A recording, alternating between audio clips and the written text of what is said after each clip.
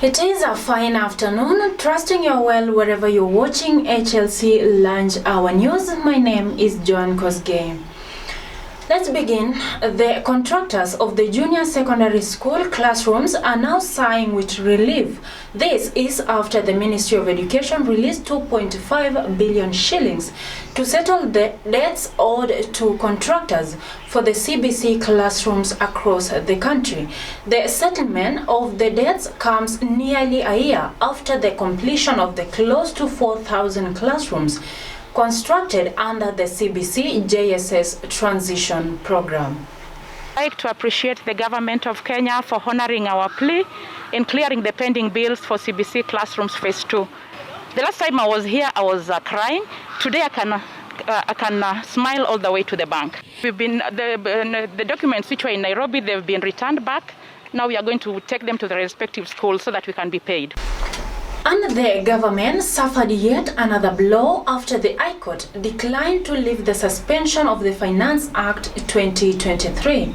Justice Mugure Thande, in a ruling, said the petitioners has established an arguable case and that they will suffer prejudice should the act be allowed to take effect. The judge directed that the file be forwarded to the Chief Justice Martha Koome to constitute a bench to hear the matter. There are no fallback provisions on the act as relates to what our client is supposed to do because of the orders that has been made. And that is not helped. The orders in the petition as well as the law does not say what are the fallback provisions. Those are our brief submissions, Your Ladyship. The suspension conservatory orders granted have one fundamental effect, which is to disturb the revenue collection and most certainly will lead to inconsistency with the approved fiscal framework as contained in the Finance Act. Consistent with or in contravention of the Constitution. The point the court makes, which is legitimate, is if you allow the Finance Act 2023 to come into effect, if eventually either the entire act or parts of it are found to have been unconstitutional, there will be no way of undoing what will have happened. And Azimio leader Raila Odinga has announced more anti-government protests this Wednesday, defending the actions as a constitutional right to picket. Odinga criticized the Ruto administration for failing to address issues affecting Kenyans, including the high cost of living, and instead instituting punitive taxation measures that is placing a huge burden on the people. Odinga said this after lighting up the internet with his trip to the Nairobi Central Business District aboard a public service vehicle. Sitarudi nyuma. Sasa tumesema siku ya Jumatano.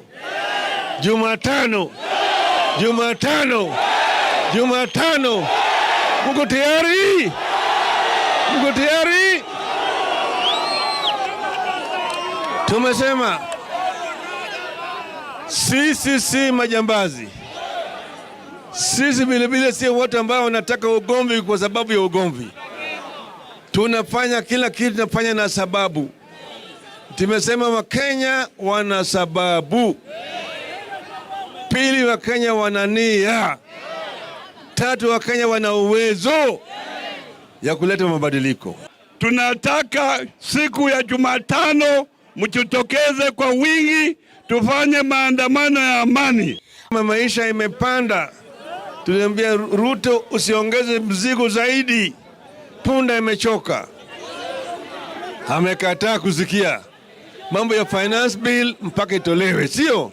Sasa tutasanya masahihi milioni 15 ya kutoa imani kwa serikali bandia ya Ruto na Gachagua. Wakaniambia unga 250, sukari karibu 500. Wakaniambia mafuta ndio hiyo.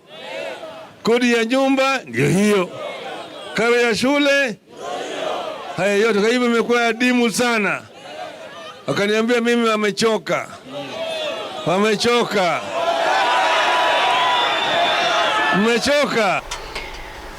And meanwhile, the Interior Cabinet Secretary Professor Kithure Kindiki has warned Azimio protesters against violence and destructions of property.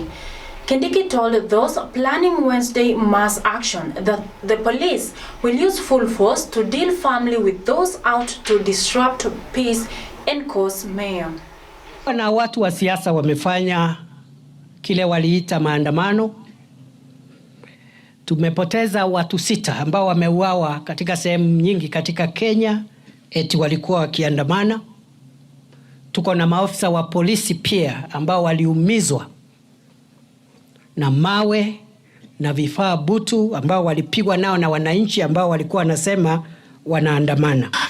Ideas that when you disagree on a political issue, you cause mayhem, you hurt people, you close businesses, you close public highways, you uproot, facilities.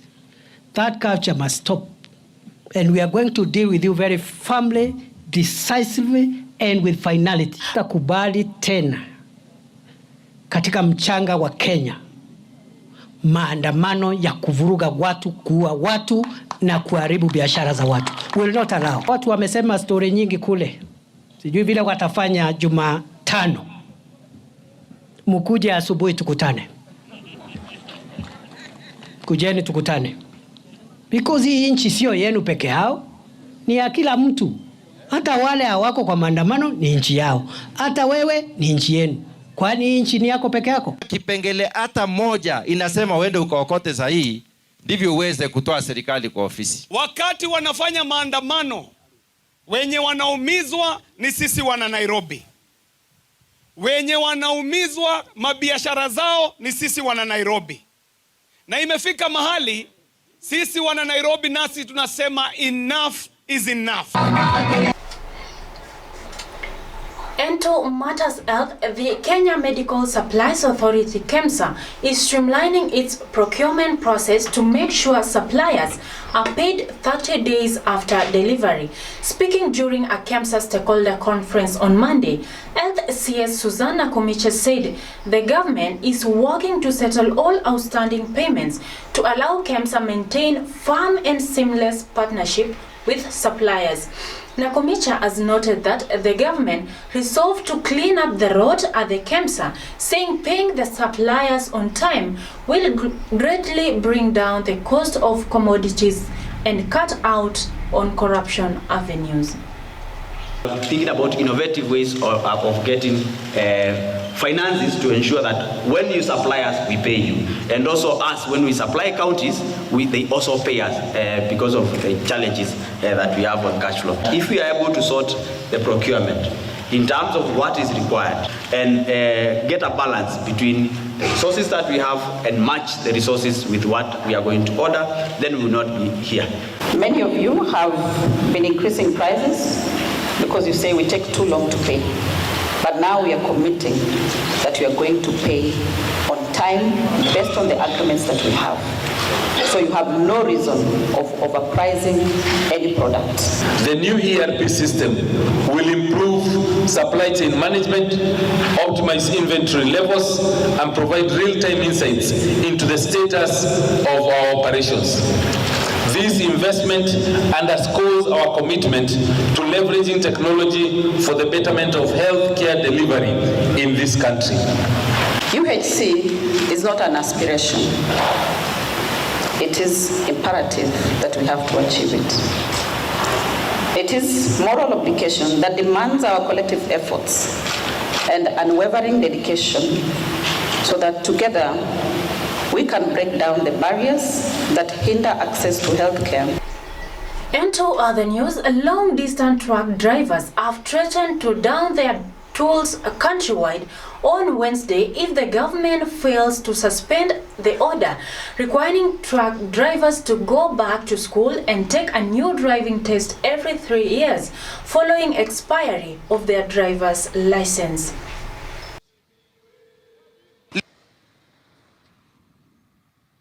hii unaweza fikiria Kenya iko katika vita kwa sababu ya zile road block nyingi ambazo ziko katika barabara yetu, na ni kutokana na hali hii ambapo sisi tunasema tayari tumedhulumiwa, haki zetu pia zimedhulumiwa mahali tunapofanya kazi, na dhuluma zimezidi. Nasi tunasema kwamba pamoja na ATSA na hao wote ambao wanaendeleza hizi dhuluma, tarehe 12 hakuna gari tatembea mpaka tutakapowatangazia. Sachangwani walikuwa serikali kila siku wanalia ajali, kila siku watu wanakufa. Walipoweka dual hakuna ajali tena.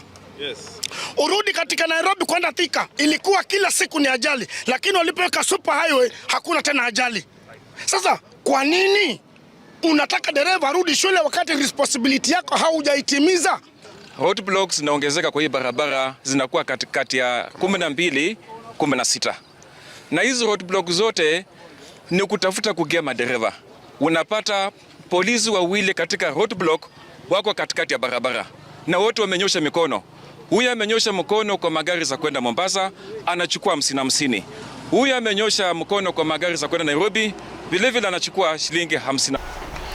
And moving on, Direct Line Assurance has held a consultative meeting with the National Police Service to address issues affecting the insurance industry. Direct Line has asked the public to be wary of fraudsters selling fake covers, which is seen as an emerging trend, especially to digital covers in the industry.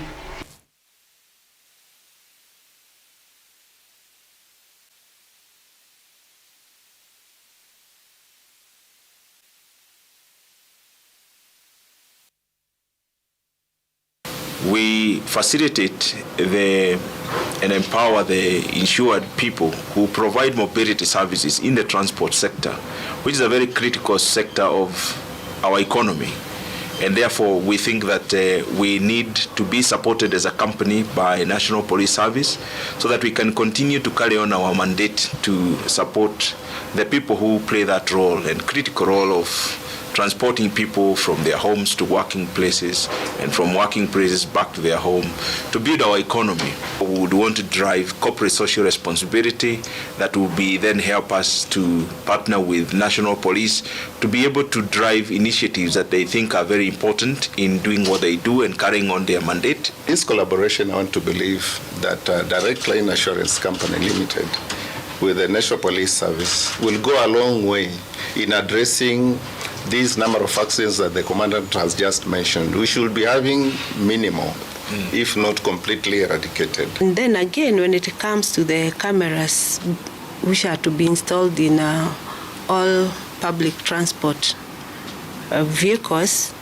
I think this is a good idea because it will help us in enforcement of traffic laws. And again, in case of an accident, it will be able to inform us what actually caused this accident. Was it the fault of the driver? Is it the driver? Could the driver have been overspeeding? So it will really assist us in addition to the speed cameras we already have as police officers. So it will build to our evidence. So it is. Listen to this next news. According to the finding of a report by the Queen Mary University in collaboration with the Mitumba Consortium of Kenya, there is no evidence that a ban on the imports of second-hand clothes, also known as mitumba, has led to the revival of the local textile industry.